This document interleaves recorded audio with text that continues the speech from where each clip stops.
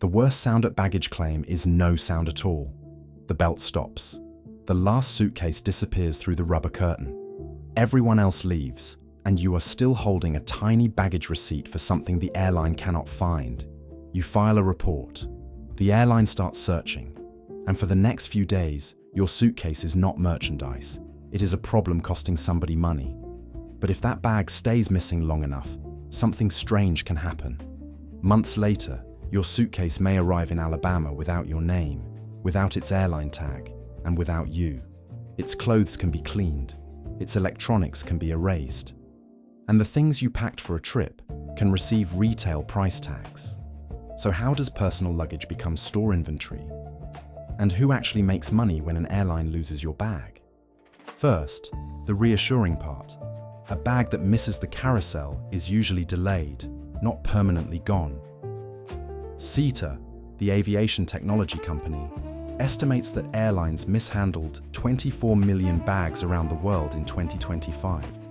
That sounds enormous, but mishandled includes bags that are delayed, damaged, or temporarily sent to the wrong place. The most vulnerable moment is not usually the first flight. It is the connection. In 2025, transfers caused 39% of baggage mishandling cases. Your suitcase may have only minutes to travel from one aircraft, across a busy airport, and onto another. You can run to the next gate. Your bag has to survive a conveyor system, a tug, a sorting area, and a new loading crew. When that connection fails, the barcode becomes the airline's best clue. Tracing systems compare the bag tag, flight record, routing messages, and passenger report. Sometimes the suitcase is sitting at the previous airport. Sometimes its tag is damaged. Sometimes it reached the correct city but lost the information needed to finish the trip. This is why lost luggage often arrives at your hotel a day or two later. Until the bag is returned, the costs accumulate.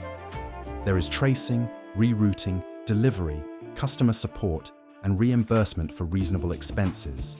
SITA estimates that baggage mishandling costs the industry $6.3 billion a year, about $260 for each mishandled bag on average. For comparison, SITA puts average airline net profit at roughly $8 per passenger. By that estimate, one mishandled bag can erase the profit from more than 30 seats. The legal clock is different from the physical search. The US Department of Transportation says most airlines declare a bag lost somewhere between 5 and 14 days after the flight, depending on the itinerary and the airline's policy. Once a bag is declared lost, the passenger may be owed compensation for its contents, subject to proof, depreciation, exclusions, and liability limits. For a domestic US itinerary, the current limit is $4,700 per passenger. That is a ceiling, not an automatic check for $4,700. The airline must also refund the checked bag fee when the bag is lost, and in qualifying cases, when it is significantly delayed. By now, nearly everyone in this story has lost something. The traveler has lost time and possessions. The airline has spent money trying to repair the failure, and the suitcase may still be sitting in a warehouse. This is the part viral luggage videos often skip. Airlines do not send a missing suitcase straight to an auction.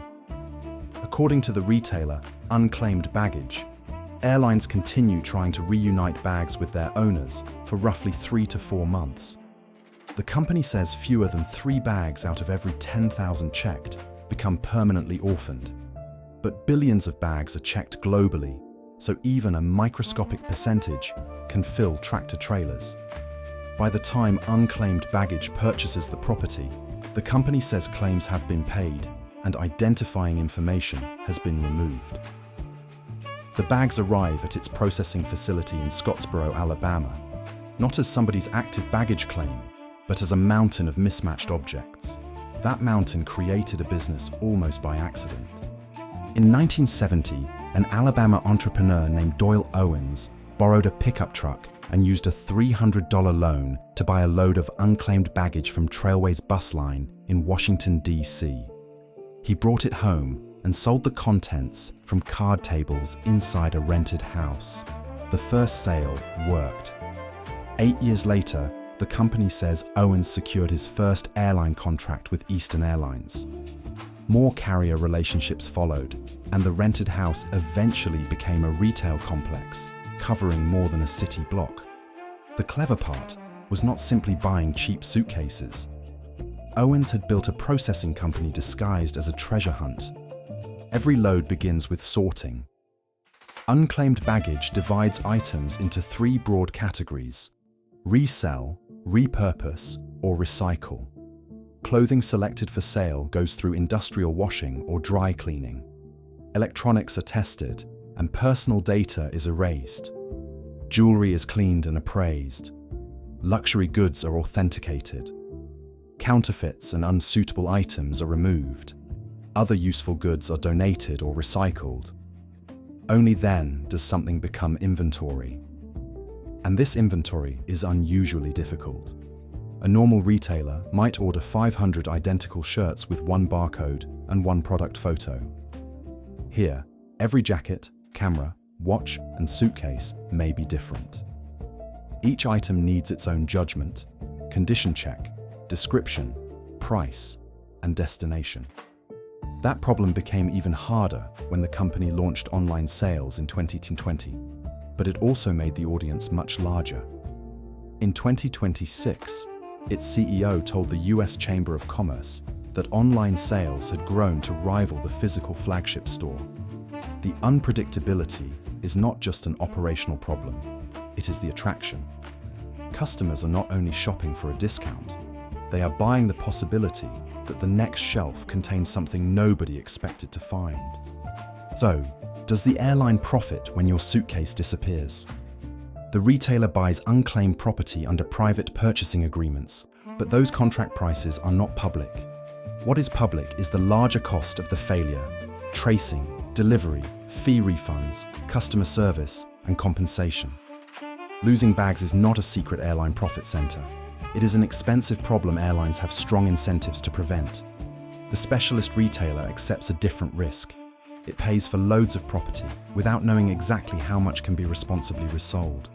It earns money only if the useful inventory is worth more than the cost of acquiring, sorting, cleaning, testing, authenticating, and selling it.